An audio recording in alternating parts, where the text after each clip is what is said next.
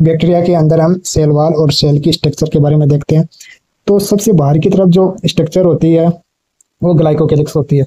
ग्लाइकोकेलिक्स में अलग अलग बैक्टीरिया में अलग अलग स्ट्रक्चर और अलग अलग टाइप की होती है। कुछ बैक्टीरिया में ये सिंपल लेयर होती है जो लूज होती है, और कुछ बैक्टीरिया में ये ग्लाइकोकेलिक्स बहुत ही टफ होता है और बहुत ही मोटा होता है और कैप्सूल का फॉर्मेशन करता है।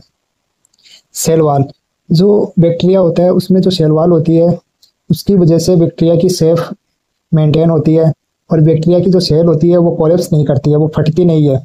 ठीक है, ये किसकी वजह से होता है? Cell wall. और बैक्टीरिया के अंदर जो सेल मेम्ब्रेन होती है वो सेलेक्टिव परमेबल होती है, और ये मेम्ब्रेन होती है इसकी स्ट्रक्चर लगभग यूकैरियोटिक मेम्ब्रेन के समान ही होती है।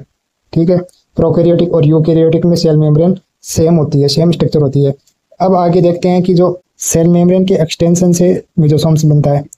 मेसोसोम होता है वो वेसिकल्स के रूप में भी हो सकता है, ट्यूबुलर भी हो सकता है और लेमिना के रूप में भी हो सकता है।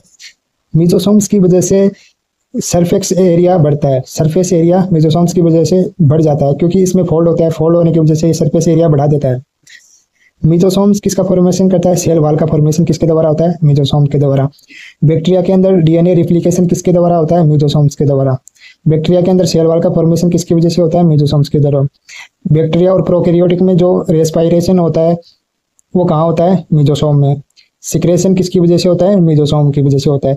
ये सब पॉइंट एनसीईआरटी में दे रखे हैं, इसको याद रखना है।